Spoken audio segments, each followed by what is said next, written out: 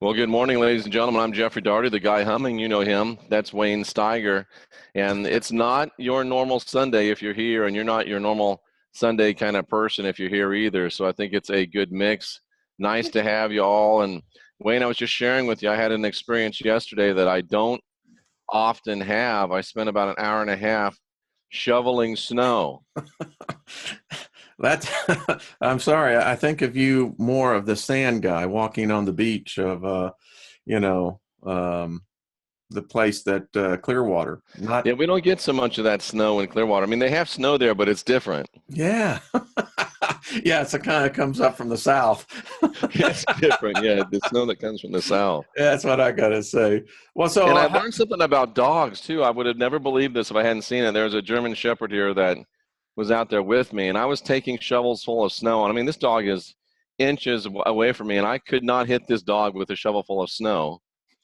And she was all over the place. It was a great game for her, but I could not believe. And even she would go behind this table out there where she couldn't see me, but I could see her in the reflection. And I would throw the snow over this table, and it should have landed right on top of her, but somehow she knew it was coming and darted out of the way many times. they've got ESP. I'm telling you. And then Wayne, she started to taunt me. She came running up to me, barking like, "You can't get me." I would throw it, and I wouldn't get her. And they say dogs have no souls. But then I felt so bad. There's another dog here, and he's a kind of an older golden doodle, and he was standing there, and I thought he might enjoy it too. So I picked up a great big thing of snow and threw it at him, and it just covered him. He didn't even budge. He looked at me like, "What'd you do that for?" Like he was gonna cry. And I hurt his feelings. It's like, man, I'm just out here just digging the scene. Poor thing. Oh, poor dog. Well, that's good company for you, though.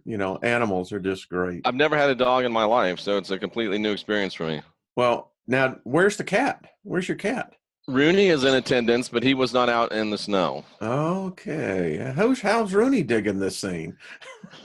Rooney is adjusting. You know, he's never been on vacation before, so it's a little different for him. But I think he prefers it to being left alone in the cold, empty, dark bunker by himself. Yeah, that's isolation. And Right Rooney there. has his meaties, Yes. so he's in good shape. Well, it's a cool cat. There's nothing wrong with that at all. He I is can a see the cool. dog behind you, so good Oh, looking. can you? Yeah, that must be the German Shepherd. Yes, the Okay. young German Shepherd. I tell you what. Excellent. And how's Dancer? Doing fine. She's actually laying in front of the fireplace. So She's smart. Does she like the snow? no, no. No. We got about a foot, so I have to dig out her path to the backyard. Oh my. So Yeah. she's a princess. Oh yeah. Yeah. If she could, I could actually, she'd probably like me to build her a lift, take her outside down, back up. But Wayne, I learned another thing too. You know, being from Florida, I don't understand some of these idioms, but I learned that the true meaning of that, well, not the true meaning, but I can see where it comes from, of that age-old saying that says, "Never eat yellow snow." That's what Frank Zappa was trying to get across.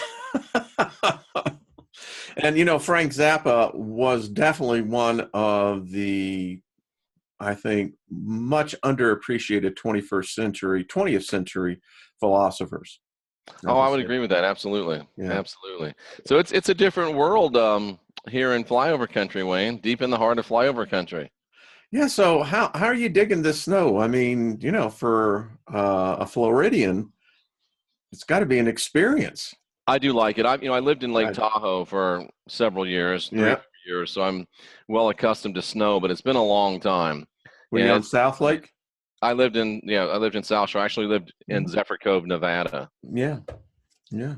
I have right on the state line. relatives that have property up there. And Wayne, I got this email. It was, I think it was a comment on one of the shows, and I can't quote it exactly, but it was something like, "You're such a liar. You're so stupid. How can you read the Bible so many times and say that you've never seen this verse before?" Of course, I feel sorry for that person because they don't understand what true revelation and true study and true spiritual development is about, because that's the way it is. You read and study, and you study and read because you learn more and more and more. And I feel sorry for people that haven't learned anything in 2, 3, 4, 5, 6 years. if I believed what I believed 5 years ago, that would be indicative in my mind of a lack of growth and progress. And just yesterday, Wayne, I think it was yesterday or the day before, going over something about one of my great subscribers. This is one thing I want to say about this, and I think you would agree. And I know that you do it before the show, but together we can just speak favor on the lives of all these people here in the chat room. But some shows, Wayne, are set up where, one guy's the guy or one girl's the girl, and they give all the information. They break down all the truth. They're the leader. They're the guru, whatever. That's not the case with Christian Whistleblower, and I don't think it's the case with your channel either. It's very collaborative. I get a lot of information from the folks that are my subscribers, and I bring out a lot of what I teach and share comes from them, and they work together with me. It's more of a family and a group that's growing together rather than a top-down, orthodoxy type of thing. And someone put me on to, I forget what they mentioned about the scapegoat, and as I went and looked at the scapegoat, there's no reason to take that word and make it scapegoat. It was a proper name, Azazel. And Wayne, it just shows that from the very beginning, the tabernacle, the temple, was set up to be a portal to invite in a demonic being once a year. And Yahweh was making a deal with this being to, as long as Yahweh let him come in, he would let Yahweh rule the world. And now you got this third temple coming up, and I'm beginning to see why they want it, because since that last temple burned in AD 70, they haven't been able to bring this guy in anymore, Wayne. Yeah. I think he's got a surprise coming this time. Now, he's got devoted followers. But yeah, I think it's going to be a big surprise. But it's all starting to make sense to me. I thought the third temple was just to sell books and make movies, but there's more to it. They really do want it back. They want it back not out of any spiritual or religious devotion, but they want it back because they're trying to manifest power and even worldly power. If you can get a church, a mosque, and a temple on that site and unite all the Abrahamic religions, I think they figure we've been fighting each other for thousands of years. That hasn't worked. Maybe if we join forces, we can defeat everything and split up the spoils amongst us. And again, I think they have a surprise coming. And if there's a book called The Search for the Historical Jesus by Dr. Dr. Charles. And in there, he brings out one thing that most people don't know about Islam. Islam was started by the Vatican. Do we have, is there a data trail to that, Wayne, or is that speculative? They started in, it initially started in 540. It began by the wars that the Vatican started amongst the nomadics. Because I've always had that thought. I just haven't been able to nail it down and say, here's a paper trail, here's a doctor, or not a doctor. Check out his book. It's a thick one, but check out his book. He details the paper trail. Islam is nothing more than, how shall I say this, pseudo Catholicism. But guess what, Wayne? It's not a surprise, because I think I discovered, I don't know if it's to everybody's satisfaction or not, but that is perfectly in line with the fact that you're not going to believe this. You know who William Tyndale is, right? Mm-hmm. Yeah. As a Christian, what do you think about William Tyndale? Well, he was, in his time, he was a pioneer. What if I told you that I was able to prove yesterday that Tyndale was a Jesuit plant spy for the Vatican within the Protestant Reformation itself? Does not surprise me. And he goes right along with this creating of Islam. Think how smart that is. Oh. If you're going to create a religion, you also want to create an opposition. It's just like the Republican Democratic false paradigm. They're creating both sides of the paradigm, and they've been selling it to us, and we've been eating it up for at least 2,000 years, Wayne. And never, and never bothering checking the facts. Someone asked me yesterday, well, why'd you leave Christianity? And I said, it failed the background check.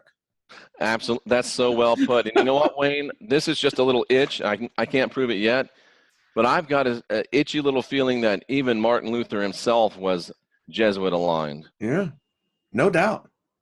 I see, if we were to dig deeper, I wonder, I know this sounds strange. Everybody that might have ever been to church. I wonder many times about the Templars and the Reformation. And Blazing River makes a great point, and I think I've said this before, which is why it seems so brilliant to me, that the Jesuits are the Vatican CIA, or they are the Oh, yeah. SS of the Vatican. They are. Powerful.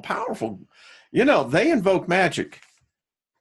They No do. doubt about it. Powerful And magic. interestingly enough, they had from what I can tell, outside of the book of Acts, if you count the book of Acts, the Jesuits had the very first Amy Semple McPherson, the very first Mary McDonald, the very first woman that would speak in tongues, give tongues and interpretation of tongues. And it was this Catholic, obviously, nun who was Loyola of Ignatius's confessor, or she was hers. I think it was probably she was hers. But she gave the Jesuit movement its spiritual understanding of how to take on the Protestants. So the Pentecostals were also part of the great Jesuit counter-Reformation. It's all. I mean, there's a little puppet show downstairs here that the kids play with, and it's just a puppet show, Wayne. And we're too stupid to realize we're sitting in a puppet theater. And we buy it. We buy it. Yeah. It's like, and it's not that hard. But I contend to you this, Jeff Doherty. I contend that there is a wall of kimchi coming. There is, and I'm going to get that puppet show out as a background for my next program. That would be fabulous, my friend, because it broadcasts a psychic message. And I think that there's going to be, and I'll just I wonder if there's any puppets down there, Wayne. I could actually use some puppets. Oh, that would be phenomenal. Here's a trivia question. Well, you can always do sock puppets. Trivia question. Do you know how Jim and Tammy Baker got their start in the ministry? No. Puppet shows. Were they? Oh. Yes. And they've been playing with puppets ever since. And the funny thing is, Jim Baker's homosexual, bisexual, and hiding it, and sleeping with everything, stealing money, cashing checks, making wrecks, and there's still a bunch of puppets that are listening to that fool today. He's still making money. Yeah, I mean, and they yeah. And I sat there in person and watched him and that John David whatever dude that the two of them were tag team, and Jessica, what was her name? Jessica. I remember Jessica, yes. Yeah, Jessica Hahn. Jessica Hahn. They literally had been out tag teaming her at a hotel, and they came in, and I was in the studio when they were doing the show. They came in and were talking about, boy, we had some great body ministry this afternoon, didn't we? Oh, yeah, Brother Jim, that was some really good body ministry, some of the best. And they're talking about double teaming this poor girl who made a little money out of it, so good for her. But, yeah, that's what it's all about. And I tell you what, sometimes it just pisses me off. When I think of the con, get that con out of my face. I don't know what happened. Get that con out of my face. There you go. That's what I'm talking about. And somebody mentioned Jimmy Swaggart. I'll say this for Jimmy Swaggart. I knew Jimmy Swaggart, and Jimmy had some trouble keeping his zipper in the upright and locked position. But that's a guy right there that could make 6 cents out of a nickel. He made millions and millions of dollars selling gospel records, never took a penny but himself. So, yeah, he had some trouble with the ladies, but he was in his heart, I think, heart of heart's a good man, but, just couldn't get over that thing. And then he decided he didn't have to, and he knew everything, and that's when we really get in trouble. Well, I would suggest that when a mere physical mortal begins to touch the divine energy, which is within us all. I mean, if we're an immortal spirit, we are immortal energy. But here's my point. When you start getting it in concentrated doses, like, for instance, in religious rituals, ceremonies, circles, the sexual energy becomes really strong. Oh, it's incredible. And every church I've ever seen, they all had it in it. You know what's funny, Wayne? You mentioned that at Jimmy Swaggart Bible College, at the height of this whole thing, and I can remember being in a service at Family Worship Center, and it was packed, 7,000 plus people. Jimmy's up there on stage at his best, and all of a sudden, he just, in the middle of a sermon, he stops and he tells his trumpet player, "Thomas, blow that horn." And the guy blows. He goes, no, blow that horn. He goes, pa, pa, pa, pa, pa, pa, pa, pa. And Swaggart had you feeling like the rapture was coming that second. I never felt so much power. And then the next week, they had to put locks on the dumpsters at Jimmy Swaggart Bible College because so many kids were in the dumpsters having carnal knowledge, to keep it in biblical terms.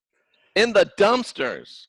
Well, I mean, nature, yeah, but that's my point. As you get more mature, you learn how to be more disciplined about that. But hey, listen, it was running rampant and probably still is. I mean, it's a byproduct of being next to that type of energy. And Wayne, the truth of it is, and this is one of those uncomfortable, it says who NAMG names in a dumpster. Yeah, I thought the same thing. It was kind of an odd location for it. But and Jimmy Swaggart Bible College was so holy that even the trash was holy. So it was okay. But there's a reason, I think, Wayne, and this gets into uncomfortable territory even for us. There's a reason why there's such a fine line and such a powerful connection between the spiritual and the sensual, is because and if we could get past all the damage that's been done to us through Christianity, Judaism, Islam, and start realizing the true purity of this power and of this connection, we could begin to leverage it for good in this world. I say it's powerful. I think it's one of the most unrecognized power sources that we have. Unfortunately, there's and I think it's a doctrine, a dogma, a force, a archon, however you want to describe it, that purposely channels our species energy off, siphons it off into this thing. And wow, Jeff, it just contends so much that if we just start teaching our children they are spiritual beings, not physical bodies, could you imagine what would happen? TC's got it right on the head. But I mean, think about energies, yeah. Just right now at 8:21 Central Time on January the 13th, 2019, how many people in this world right now are engaged in various manifestations of the act of coitus? Oh, I would say probably 1 billion. At least 1 billion. Yeah. Because there's 9 billion, 3 billion are just trying to wonder where they're going to eat next. So they're probably not thinking about that. But yeah, 1 billion conservatively. But, even hunger drives the sexual desire even more. That's true. It kicks in the survival part of us. Well, that's a weird question. How can I control my goosebumps and turn them off and on? Anyway, but I'm just saying, if there's 1 billion people engaged in some various act of coitus right now, think of that energy that's being produced. And of those 1 billion people, how many of them are directing it with any cognizant thought or intention towards anything good or beneficial? Probably almost none. And what could happen if we could move that needle even 2, 3, 4, 5, 10% Wayne, and get even 10% of all the coitus taking place on the planet at any given time being directed towards world peace, love, brotherhood, fellowship, hell, even a decent breakfast at Denny's, anything that would be helpful, which is a lot to ask. But as you were talking, it just continues to occur to me. We don't realize our creative ability when we're in states like this, states of what we call cognitive consciousness, where we're interacting with reality. It keeps us occupied. But I contend it's those moments when, particularly sexual energy, when we talk about it, is that our species has been mistaught of the power of it. Even within our genre, I know I interrupted you, but somebody puts in the chat room, Jack Parsons, L. Ron Hubbard, sex magic. The next person will mention Aleister Crowley. And yeah, Christians have screwed us up for 2,000 years over it. Some of the people within non-Christian, New Thought have messed it up too. But we're so programmed to resist it and say, no, it's bad. I mean, if there's 2 things in the Bible that are talked worse about than anything else, I think it'd have to be sex and witchcraft. Isn't it funny that those are both ways that we direct our intention? Back to your thought before you were so Well, rudely no, interrupted. the sex energy is the thing that we've been so maligned with, you know, and as you were saying, yeah, L. Ron Hubbard, there's been others out there that have perverted for their own perversions, self-perversions.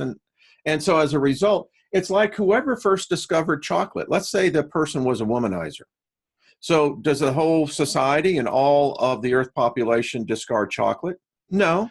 You know, Wayne, I went to a restaurant once and I had a bad meal, but that didn't stop me from eating. Did you go back? No, but I didn't stop eating. Yeah. No, that's exactly the point. What?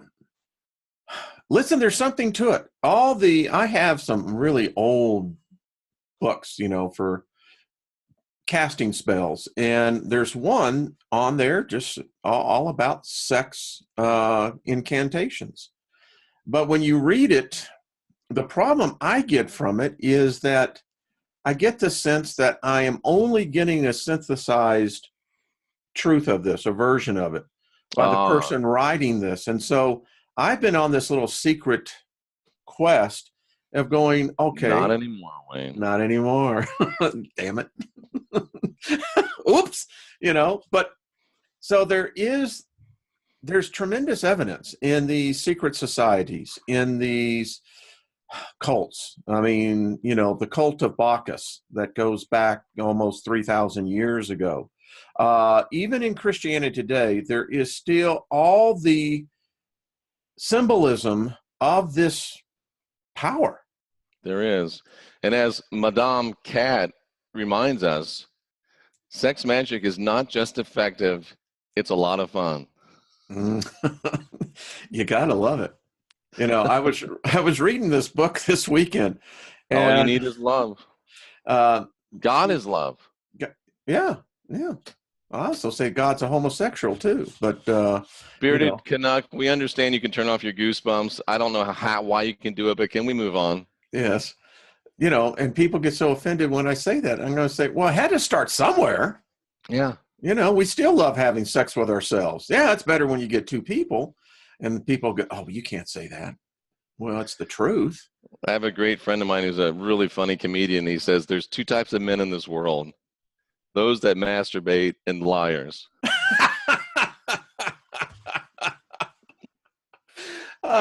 You see, this is not your normal Sunday morning. It's not your normal Sunday show, but we're not saying that we're saying learn, direct. Oh, Jeff, I mean, it's sometimes I look back, and Lynn and I were talking last night, and we were just laughing in the last 5 years, 60 months, as to how far we've come. Yet, we can look back on those that considered us friends at one times in the Christian circles. They're still there. Wow. They how do I say it? There's no advancement. It's called arrested development, I think. Yes, sir. Boy, that is all right, that's a high five-star word right there. That's exactly it. Thank you. But you get to that point where and I've been there and you've been there, you get to that point in Christianity where I've arrived. I know it all. I understand it all. I'm under the spout where the glory comes out, and may the world come to me and learn. I love that. Very, very self-congratulatory. Where'd you come up with that, by the way? What? Let the glory come out. What is the spout? You don't know where I came up with that? Where was that? I love it. There's a man named R.W. Shambach. Jeffrey, get under the spout where the glory comes out. I love the dude. Somebody raise both hands and shout hallelujah. You don't have any problems. All you need is faith in God. That's it. That's it. I stole that from R.W. Shambach, sure as I'm sitting here. Well, I just think that's one of the most coolest things. I love that. I don't have to remember that. Okay, that's all right. I interrupted, but that was cool. Are you there? We came to a pregnant pause there, Wayne. Yeah, what happened? I don't know what that was. That's interesting. I'll tell you. I think they're switching over to 5G, and I think we're seeing all the effects. When is that actually going to be rolled out? Does anybody know? Verizon, I have a press release. They are turning them on in Los Angeles, Dallas, Denver, a number of cities. So It's rolling out now. You know, and I heard something and I started reading it, and it seems to be confirmed, but I can't confirm it with 100% certainty. But it seems like there is a nation that has been forefront in the pioneering of 5G technology, the development, the implementation. This certain nation is at the forefront of it, on the cutting edge. And curiously, there there's no 5G in their nation, and they're nowhere near 5G. It doesn't look like there'll ever be 5G in that nation. Really? Why would that be, Wayne? Well, now, that people say, well, this is verging on conspiracy, but hey, listen, they're putting 20,000 satellites up there. Every 500 yards, they're going to have a 5G tower. I don't know. It seems like that's almost a suppression net more than it is a communication grid. Oh, it's a grid. It's crazy, isn't it? It is. It is. It absolutely is. Crazy. Something is going on. I'm going to pull something up for you, Jeff, because I wanted to see what you thought on this. So give me a second. I'm looking for something. So Alrighty. Just continue on with the thing that you do. So when we talk about the Vatican, and here we go. I knew I had it here. So let me pull something up. Somebody says Putin said no to 5G. I don't know. I'd like to. That'd be interesting, because Did they he? did outlaw microwaves in. Yes, they did. Yeah, they did. Well, it tells you a lot more about Putin than what we have any idea about. Here we go. This is what I wanted to see. I found it. So, have you seen the reception hall for the Vatican? I'm not convinced Putin's a bad guy, Wayne. I'm and not. yes, I have the one that looks like a snake. Yeah. This one. This is my whole point. I mean. And you don't just engineer that. Oops. No, that's done with thought and intent. Thank you, sir. You see, I say that this is what we are worshiping. That's called intelligent design right there, ladies and gentlemen. Yes, sir. There it is from the outside.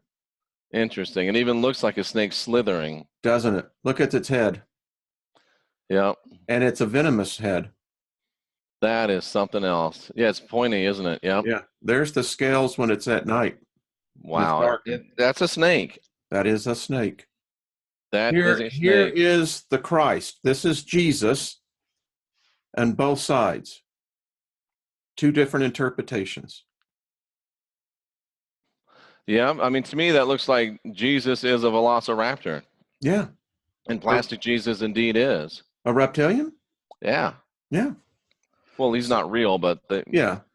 So it's just this whole thing. Yeah, I just wanted to bring that out. I keep seeing this, and there is something we're missing. Something. Why is it that no one else recognizes this, or that there's just a small remnant? This is what I don't understand. I mean, even the eyes are perfect. I mean, how reptilians or snakes have those multifaceted eyes. This is Colossians 3:15, the multi-sided, multifaceted wisdom of God. Yeah. There it is. Speaking of hidden truths and bringing out deceit and lies, tonight at 8 p.m. Central, so I think, or 8 p.m. Mountain, which is 7 Pacific, I believe, and 10 Eastern, we have a special presentation of The Last Stand with Laura Eisenhower. So we're looking forward to that. Good. Laura's coming on. That's excellent. Laura's good people. She's got a lot of great knowledge. I listened to one of her seminars yesterday, and boy, she can break it down. Yes, she can. And she's got the family bloodline to help bust a lot of that. Some people say that her great-grandfather was the last real president. Grandfather, yes. Yeah, absolutely. I happen to think so. I mean, after Kennedy, we became, again, a puppet representation. Absolutely. And somebody makes a good point. Bill H. says that, not only are they making this snake hallway, assembly hall, and I think that's actually called the Pope's Assembly Hall, Wayne, unless I'm Yeah, I think it is. incorrect. Yep. It is. So not only are they doing it, but they're mocking us by putting it out in plain sight. Yeah. It's right there. And then you have the prayer that's spoken at the midnight mass on Easter, Yep, the Luciferian prayer. absolutely. And there's a reason why they do it at that time, and There is. so you basically hail Lucifer and Jesus is Lucifer's son.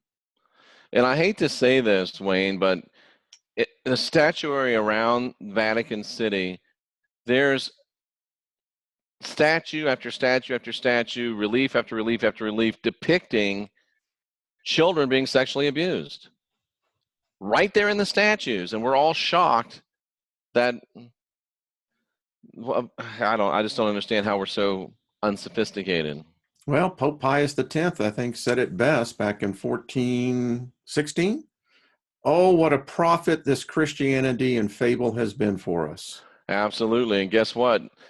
For them, that business is still booming. They're the richest real estate holder in the world. Wow, I know the Mormon Church is trying to catch them, right? Yeah, but they got a long ways to go. So as again, I was having this conversation. I said the problem with religion is this: every religion's end game is to convert every person they meet. That means, in essence, that they are the antithesis of any other religion because they are now becoming the world religion. Yep. The problem with religion is just that it's religion. I mean, what's the goal of your religion? What, to proselytize everyone? Now you've got nothing but, wait a minute, that's the dominion, isn't it? That's a domain. That's a prison. I contend this, and they have the dominion gospel in Protestantism today. Exactly. I'll tell every Christian this. Tell me why your God demands to be worshiped. Why would he want worshipers? Why would God want another spirit to worship it? Yep. That is the epitome of an ego of narcissistic psychosis on a scale that you can't even compare. And oh, I guess that's why that son of a bitch, how many people has he murdered? How many of our species? How many billions?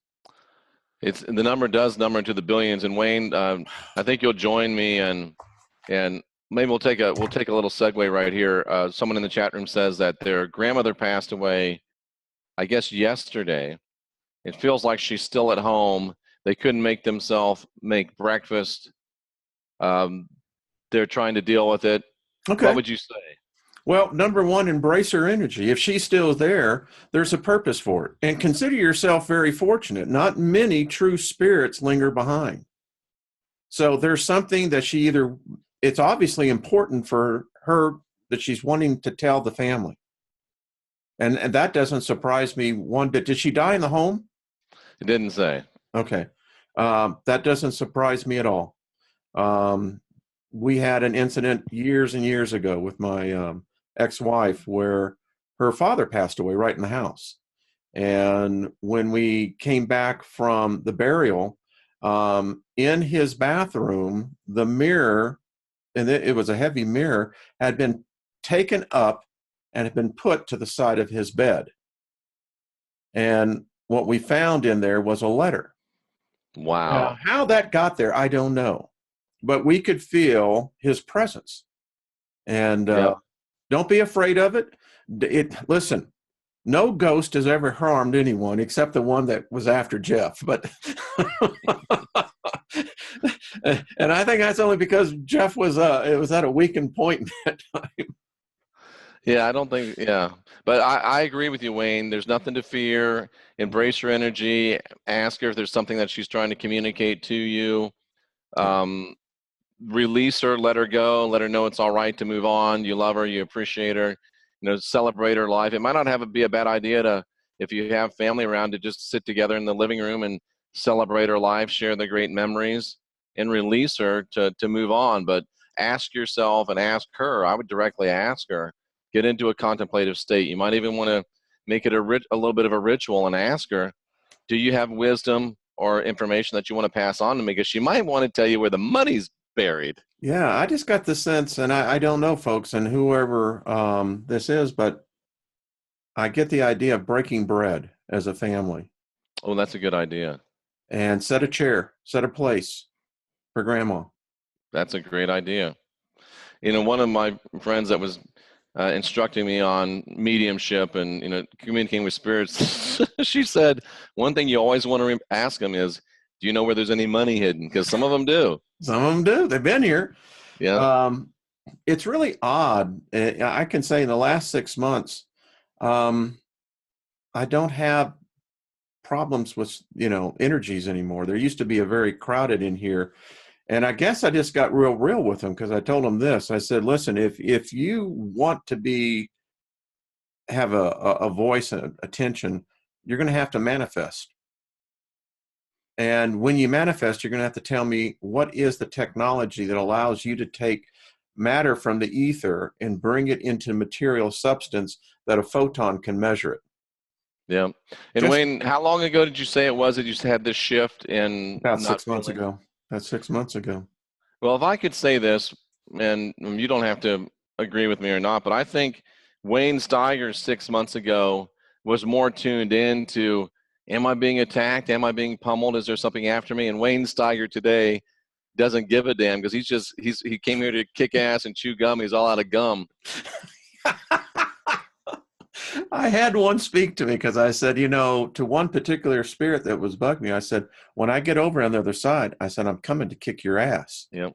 And I immediately heard this. And it says, you've broken it. Yep. I've got some great friends that are straight up legit archaeologists over in Egypt, and I won't call their names because being associated with people like us kind of sullies their Yeah. scholastic reputation. Oh, you know that It really guy? does.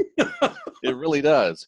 And her husband, he's a big hermeticist and a thelemic, and he likes to go through all the rituals and stuff, and they go into places and tombs, and he'll do all the cleansing and the chanting, and he's probably, I can see him naked out there in the desert doing his stuff with his staff and his, yeah, he's full blown Crowleying it up.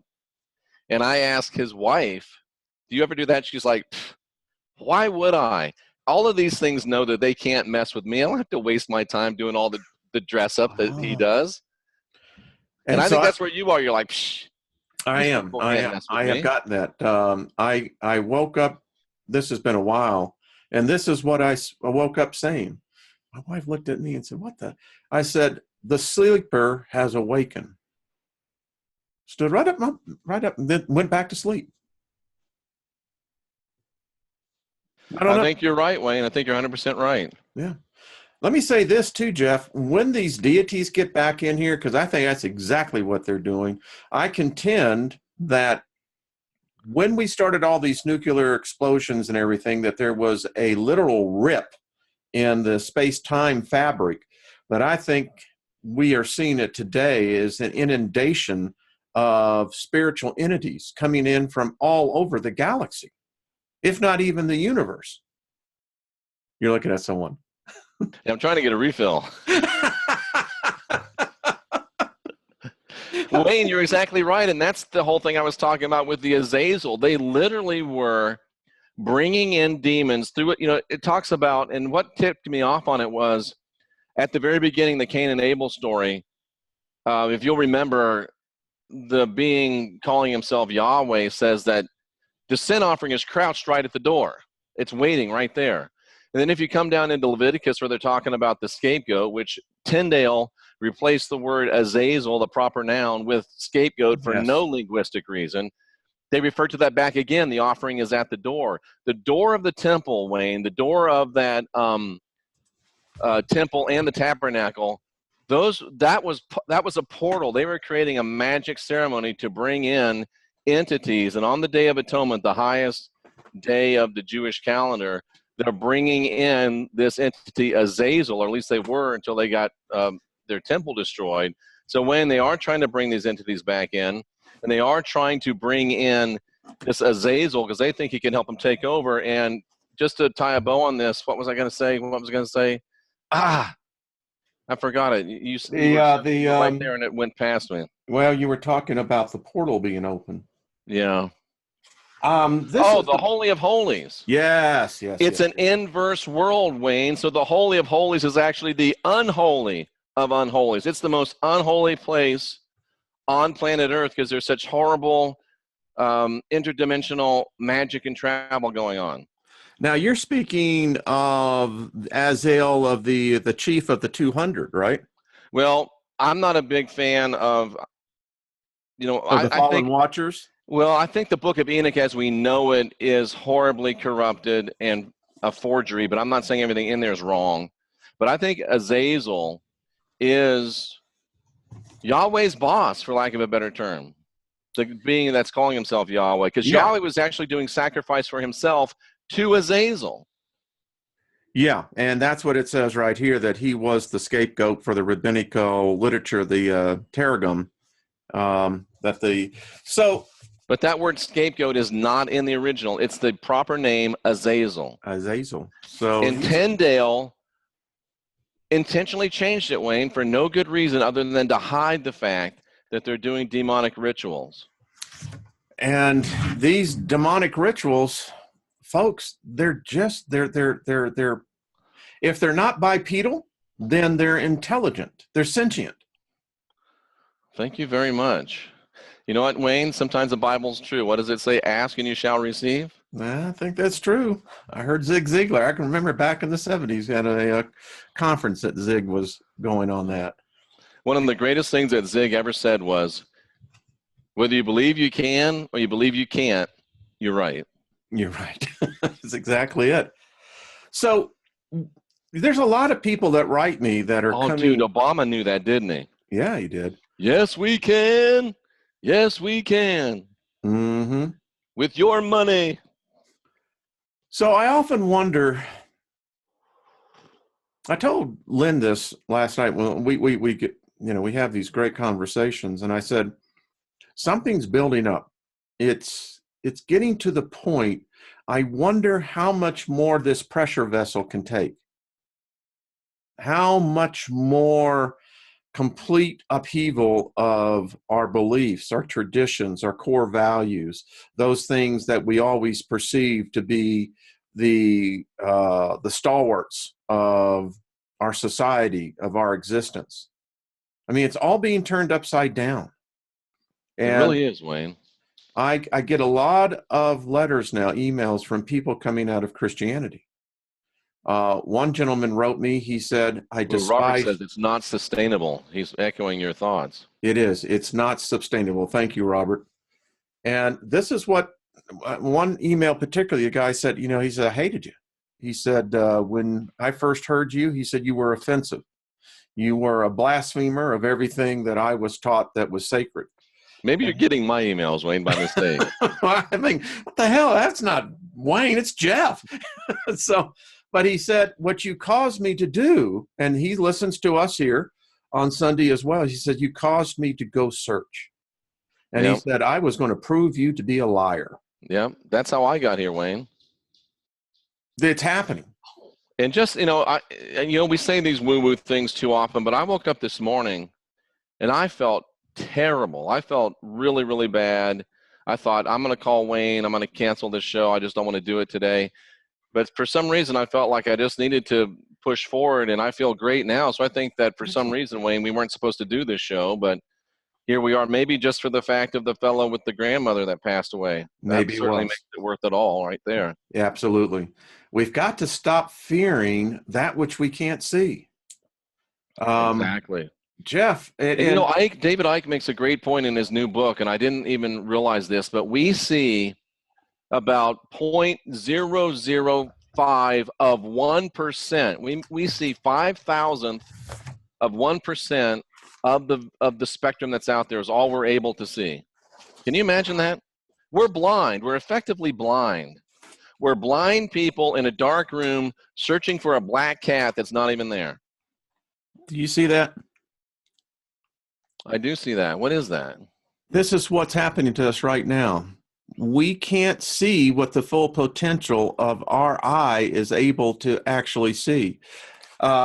in this document, it contends that this is what it's been for tens of thousands of years, is that there is a field that's emitted around our planet that they're right here next to us. They're right there in front of us. It's just that we can't see them because this is blocking it.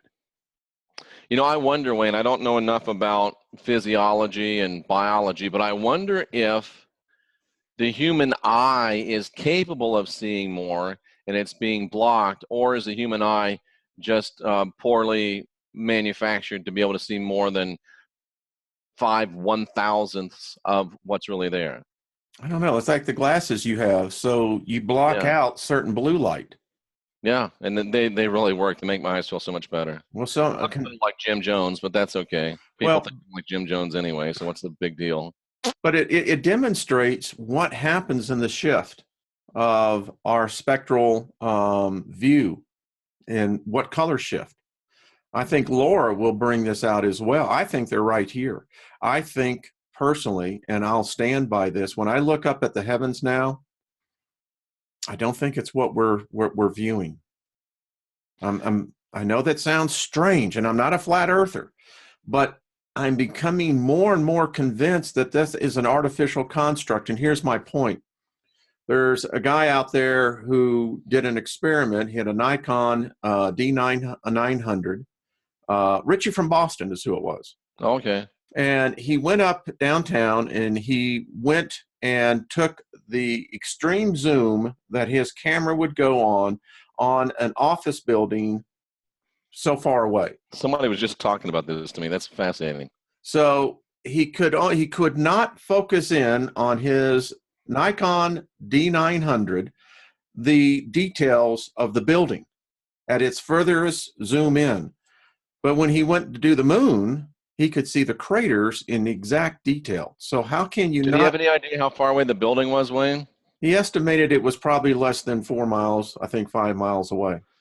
So is he saying by extrapolation that the moon is less than 5 miles away? Well, he says that how can it be 238,000 miles away when I Given that it's much, much larger, but I see his point. His point is interesting, and I used to think that you guys were absolutely batshit crazy. Yeah, I know. Talking about stuff like this. I'm like, come on, man. But then I started looking. I remember I was on Clearwater Beach looking at the sky one night, and I literally think I saw a mothership over the Scientology building. I'm like, wait a second.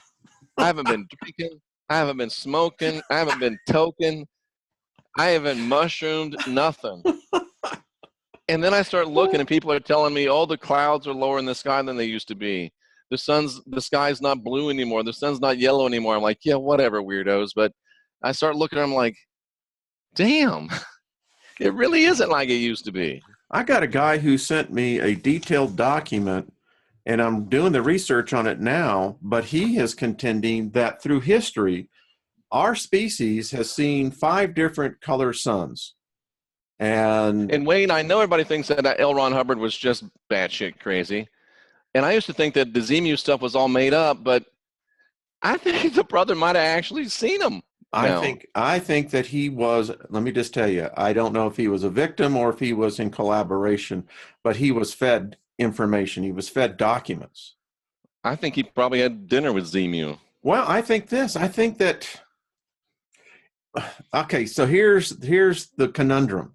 In one camp, we want to think that Homo sapiens sapiens are the top of the food chain and of the intellectual ladder.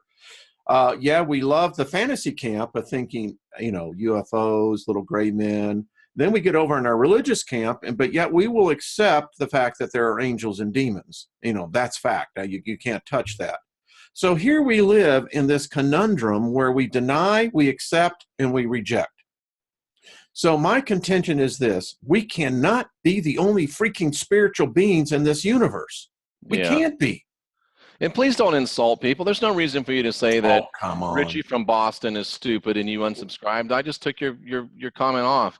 I don't agree with everything that Richie from Boston says, but look, he's forgot more about running a good YouTube channel than I know, so I'm not about to say anything bad about him, and we don't allow you to be rude to people on this channel. He's got every right to his belief as you He do, Jack.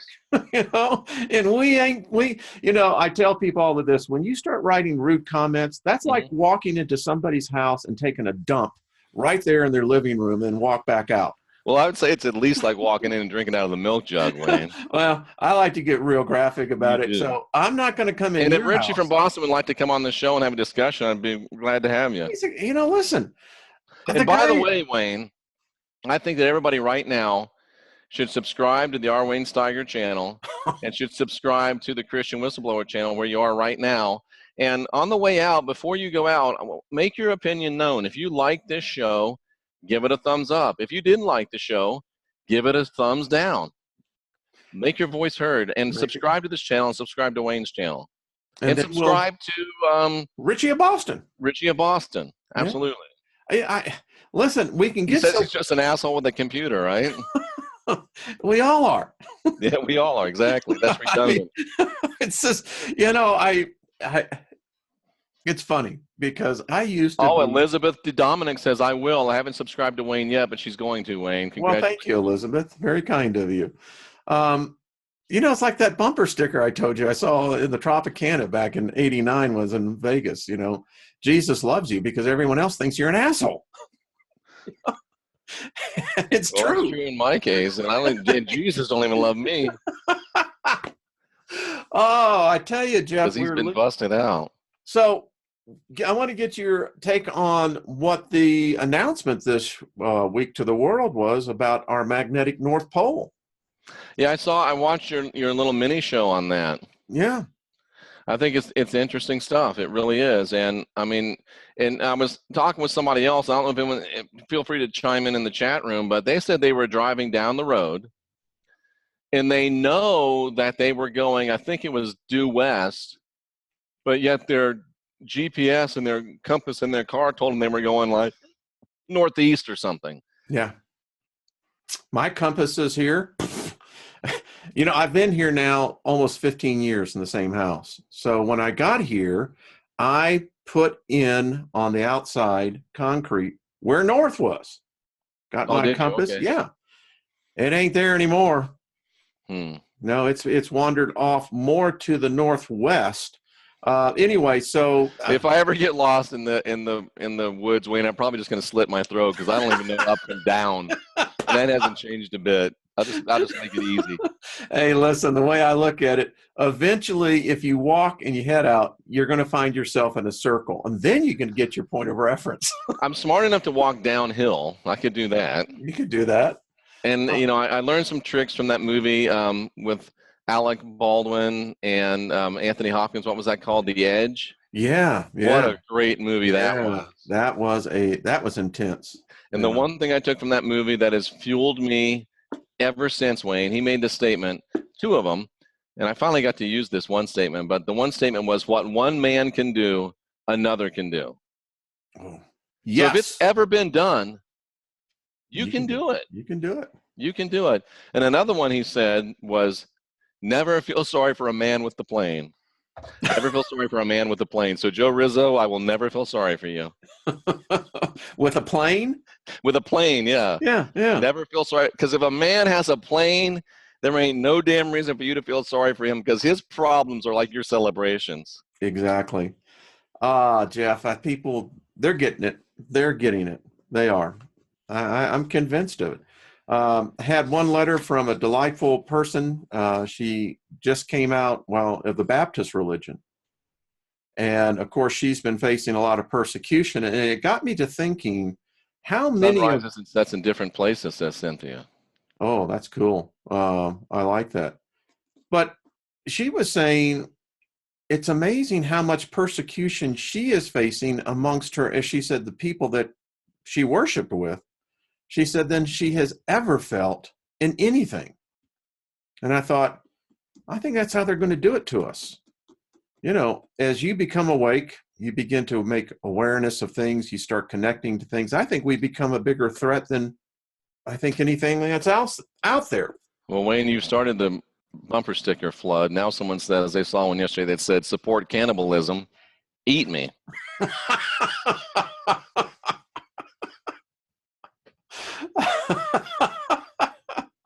Oh, and I'm sorry, I'm laughing because I'm thinking about all the stories here recently about people eating people. I know. You know? I was on a date one time. It was one of the funniest things I've ever seen. We were in a store that had, kind of this trendy stuff, like joke store. I think it might have been Spencer's Gifts or something in the mall. And there was this sign that said, "Dyslexics untie." And this girl I was with probably wasn't any threat for the Mensa scholarship, but that's beside the point. And she walks by this poster that says "Dyslexics untie," and she goes, "Yes, dyslexics unite." And I'm like, okay. True story. True story. Oh, Here's bless her. another bumper sticker. The Earth is flat when viewed from Uranus. That's quality right there. Oh, crap. I don't know if that is a sticker, but it needs to be. I tell you what, if we just learn to laugh, Jeff, invoke favor on everyone you meet. And, if someone asked me, And Wayne, we're talking about all of these people that are against us. Somebody said they saw a license plate that says "sucks to be them." And it's going to suck to be them real soon because we're going to win this thing. I'm telling you. I know that I may be the last of the eternal optimists, but we're going to win. We're not going out with a whimper. We're not going out in flames. We're going to win. I think so. I think we offer, someone said that when they come here and they listen to us, that we offer the opportunity for a person to figure it out for themselves.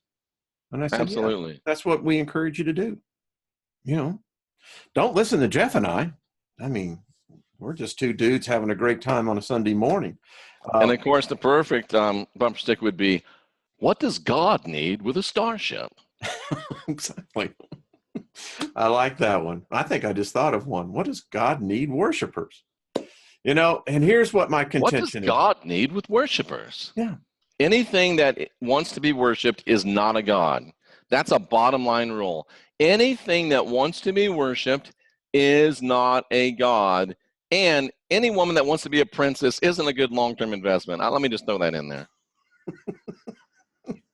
Just trying to help a brother out. Well, I married my queen, so I don't have to help a brother out. I love that. Well, this is the way I'm coming to it. Jeff. Somebody said to me, "Don't look for a princess that needs saving. Look for a queen that's ready to go to work." Oh, I like that. I like that too. I like that. Listen, I just figure it's like this. I am ever so grateful to whatever higher intelligence other than myself figured this thing out and brought, Lynn into my life, because, once you get that balance there, it opens up others' channels. But, absolutely. And Bill H. says, what kind of a God would have jealousy issues? Oh, so good, because I do the believe God of your Bible says, "I am a jealous God." And a vengeful one. I don't even want a jealous girlfriend, much less a jealous God. Oh, Jeff, so this is what I was dreaming this morning. This is for somebody. It just came to me very strong. Upon death, someone asked, what will happen if you do face this God?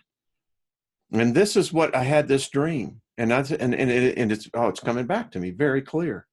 I stood up before this council and declared, I have no legal contract against this God. This God has no legal contract to me.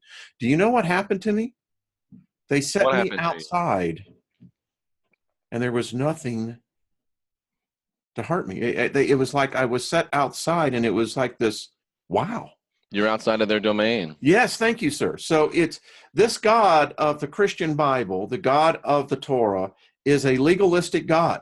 He demands that you have a contract. Does he not, Jeff?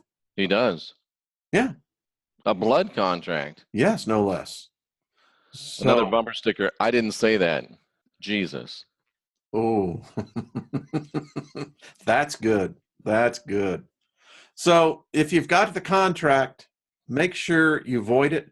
And by the way, there's a clause in that contract that there is a particular section that if you've been you can't go into a contract if the contract is already based upon deception. It voids Not the contract. legally, yeah. Illegally, that's what I'm saying. So get yourself out of the contract. Absolutely, 100%. I agree. So, I hey, 100% agree. that's all I have to say. And Wayne, I had my faith in humanity restored a little bit yesterday, and I knew this before this, but it still helped me. I did a podcast yesterday, right in the middle of the game between the Kansas City Chiefs and the hell were they playing? The Colts, I Indianapolis. think. Yeah, I think they were playing Indianapolis. And there were still 400 people in the chat room, so I felt really good about that. Not everybody was watching the bread and circus. Yeah, football is nothing more than a modern Roman day Colosseum. It is. It has all the elements. The same thing they did back then. They paraded naked women in these before the games. Well, we never see that here, Wayne. Yeah, we got our cheerleaders, I'm kidding. We see that all the time. But it's the same thing, And it's like, what does the scantily clad girl got to do with the car? What does this scantily clad girl got to do with the beer? I know this. I have a picture of one of the Masonic lodges that had the strippers in it. They really had strippers in a Masonic lodge? Yeah. You want to see it? Dude. Yeah, let's see that. Let me get the picture. Is it PG-13? Yeah. It was. And somebody just said this, and I know it sounds so crazy, but I think it's true. I've done some research into it. I wouldn't be surprised if the NFL and all the other major sports are not rigged. Oh, it's designed for one thing. As who was it that said in the movie Gladiator? Are you entertained? Yeah. Are you not entertained? Yeah. I mean, yeah. That's literally what it comes to. So let me get this thing because this is. If you can find it. Yeah, I can. It's weird. I have made another discovery, Wayne. And that is? Not Your Normal Sunday Show has a powerful tranquilizing effect on large dogs. Does it? It does. Is she they're both laying right here just as content as they can be, soaking in the truth. You gotta love them. Oh, I hope I can get this because you have got to see this, Jeff. When I found this picture, it was one of those that you go, what? I actually had it when I was a pastor. I had a lady come to me, quote unquote, for counseling. I think she was just looking for reassurance. She, Wayne, really believed that she was stripping for Jesus. What? Yeah, she was stripping for Jesus. She would strip. And the guys would, put dollar bills wherever they put dollar bills, and she would witness to them about Jesus and hand out chick tracts. In that instance, the chick tracts were a little different. Okay, that's different. That is different. That's a weird position to be on, but here it is. Let me. Well, somebody said I have antlers. I kind of do, don't I, with the chandelier behind me? So here it is. This was taken in one of the lodges right here. There it is. And that's not photoshopped. Nope. No. Wow, that's interesting. We have her spreading her legs to the grand master there. And look at that, Wayne. Her legs are spread almost in the same proportions as the compass or the protractor. What is that? Yeah, well, these are, the mason. Is that a compass? The thing that's on top of the Jeep? Yeah. So look at her legs and look at the compass. Yeah, all seeing eye. There it is. And if you put that pyramid between her legs, the eye is right where the action is. Yeah, I did this thing on the Brotherhood of the Snake. This is the one that rules us. Have you ever done anything into studying these guys? Not so much, no. May I encourage you to take a look into it? Wayne, I'm a one-trick pony. I know it. But, so here it is. There's all the way back to Enki, Tiamat, Enlil. This thing, anyway, I just goes to show you how sometimes these Masons, as they like to call them, we're taught to be afraid of those symbols. And as a result, we never study them. We never determine the symbology of them and the knowledge. And I'm tired of it, Jeff. I'm tired of us being played like puppets. Yep. So please tune in later on today to see Laura Eisenhower. What Tomorrow time is night, that? it's going to be 7 Mountain, Great. 8 Central. So that makes it 7 Pacific and 10 Eastern. 7 Mountain, be 6 Pacific, yeah. And then 9 Eastern? I think it'll be 10 Eastern. Okay. Well, I'm going to look forward to it. And only Laura Eisenhower. We're being very excited to have her with us. That's excellent. She's great, great, great person. Oh, and Wayne, do you remember the Power Hour radio show? I do. For some unknown reason, I'm back on there tomorrow night. They must not do their research. They have no idea who I am, but I'm coming on there to talk about the Mandela effect again. So it should be at least interesting. I think that is cool. There's more and more research being done on that, and I think some of us are starting to figure out what's going on here. And some people are now beginning to be aware of both timelines, Wayne, which is very interesting. Very interesting. I contend that the space-time continuum, the fabric of it, has been ruptured. And I think that there's an opportunity for escape here. I do too. I do. I'm wondering if everything's condensing, and that's why it's so. I had an old shamanic friend that said that everything is condensing. I like that. So there's the gaps and the veils are of necessity even becoming more thinner, and everything's more compressed. Well, I know this, Jeff. We are the light beings. We are the ones. I know that the other side sees us as one person wrote me. Their pastor apparently watched us, and they don't like us. They don't like me particularly as well. I mean, someone said somebody said the no drama llama picture looks curiously like Jeff this morning. It sort of does. Now that I'm looking at it, it does. It's a little scary. Hey, you got to love it. The synchronicity is beyond, you can't manufacture this. No, you can't. I love this. Well, Wayne, it's been another great program. I'm glad I didn't call you to cancel. I'm glad you did too. I'm glid you sucked it up, cupcake, and because look what you did. You did. This ain't no place for delicate snowflakes. Yeah, there's a lot of good. This is good today. Every Sunday is. Yeah. Absolutely. Well, folks, thanks to you for being in the chat room, and somebody's all excited because there's 420 in the chat room right now. 420. 420. Aye. But subscribe to Wayne Steiger's channel, our Wayne Steiger. Subscribe to this channel. And on the way out, if you liked it, give it a thumbs up. If you didn't like it, give it a thumbs down. Let your voice be heard. Wayne, what do you have coming up this next week? We're doing, I have my normal noon show, Mountain Time, and we're going through the alien interview, and we're about to get into a new book that I think it's going to be another one of these pulling back the onions. So that's it.